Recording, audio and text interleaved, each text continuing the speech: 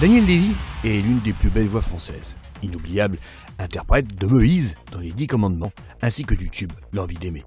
Daniel revient avec un nouvel album éponyme qu'il a écrit lui-même. Il a mis le temps nécessaire pour faire ce qu'il voulait. Un album qui flirte avec le jazz, la soul et la pop, et où les mots ont leur importance. Son album le plus personnel, comme il nous l'explique maintenant dans What's In.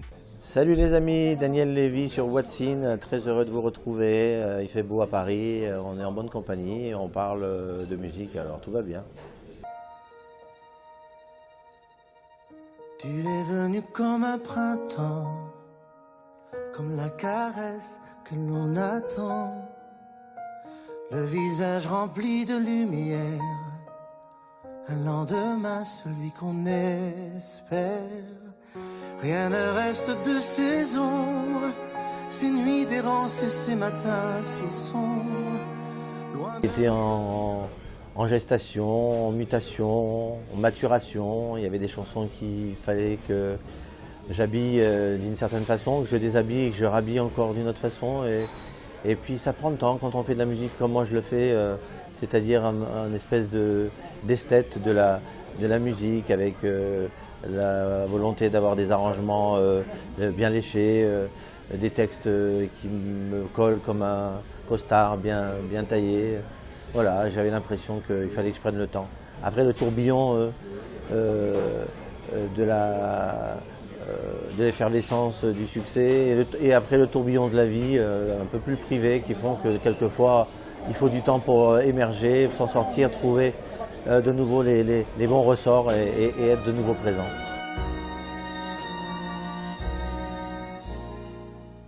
Tu es venu comme un silence, briser les cris et les absences, ce pays au creux de tes mains, dont je reconnais tous les parfums. Rien ne reste du voyage. Moi, je l'ai vécu de l'intérieur comme quelque chose de fantastique, puisque c'était la reconnaissance du grand public. On a plébiscité mes talents d'interprète. Et je me suis produit tous les soirs sur scène avec 5000 personnes qui étaient là au garde à vous. Aujourd'hui, on le sait, quelque chose d'exceptionnel, avec des disques qui se vendaient par wagon, un vrai succès. Et puis bon, la notoriété, etc., tout ce qui va avec, quoi. Aujourd'hui, je le vis comme quelque chose de particulier. C'était un vrai privilège. On n'en est pas toujours conscient au moment où ça arrive. Et puis, mais c'est bien parce que ce métier, c'est une école extraordinaire. Le succès, les échecs, ça fait partie de tout un package qui font une carrière, quoi. Comme un trésor de vérité, à chaque page de ce livre que l'on écrit et que l'on est un jour. Oui, mais c'est formidable d'avoir un public au rendez-vous, quand bien même ils ne sont pas au courant encore de ce qu'ils vont entendre, puisque c'était le cas, ils sont venus à la Cigale. Et finalement, bon, j'allais dire qu'on a sauté le passage et l'étape des médias. Hein. En allant voir mon public directement, c'est comme si je faisais un petit pied de nez aux médias, mais pas du tout. Je veux montrer aux médias que le public est là et qui suit maintenant. C'est vrai que j'ai de la chance d'avoir un noyau dur que j'espère élargir maintenant avec cette nouvelle opus. Mais les gens répondent, j'ai eu l'occasion de faire ils me demandaient ce que j'avais fait, j'ai fait quelques concerts, un peu dans le monde entier. Et puis c'est là où je me sens le mieux, hein. La scène c'est quand même mon terrain de prédilection.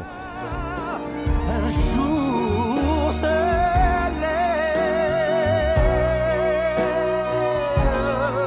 à chaque instant s'élève un nouvel horizon.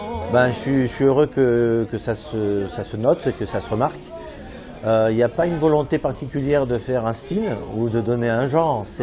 Encore une fois, c'est juste un état de fait. J'ai composé ces chansons, c'est le fruit de mes influences forcément, mais la meilleure façon d'exprimer mes émotions, c'est à travers ces musiques-là où il faut, d'abord, j'espère qu'il y a des mélodies, et après une façon de les mouvoir, de les faire vivre avec des grooves qui me font vibrer à moi. Il y a aussi des grandes orchestrations. Le fil conducteur, c'est un quatuor à cordes. Je viens du classique. Il y avait des instruments comme ça, il y a des instruments très organiques, très nobles, avec le bois, la contrebasse, le piano acoustique, les ballets sur la batterie. Voilà, c'est un mixage de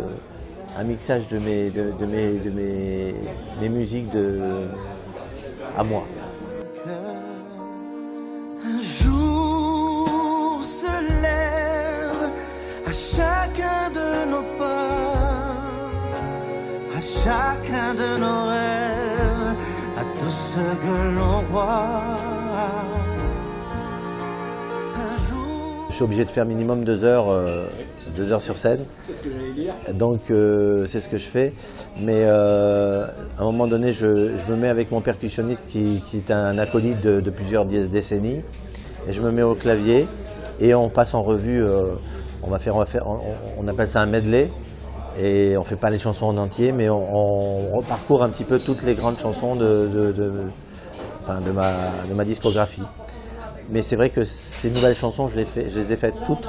À la Cigale par exemple, et il y en a 15. Je les ai toutes faites. J'ai fait découvrir ça, donc bah oui. Mais du coup, on a une espèce de voyage sympathique avec les anciennes et les nouvelles. Voilà. Aller à la rencontre du public, c'est extraordinaire. C'est comment la chanson est perçue, comment elle est reçue. Et elle est forcément jouée d'une certaine façon aussi en fonction d'un certain public.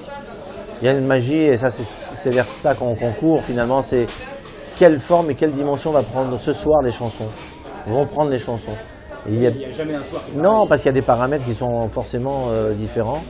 Bien sûr, logiquement, elles se ressemblent un peu. Mais on cherche toujours une magie, on cherche la note bleue, un moment de grâce. Et c'est ce qui nous fait courir les scènes du monde entier. À chaque instant de vie, et cette heure qui s'achève nous offre un horizon.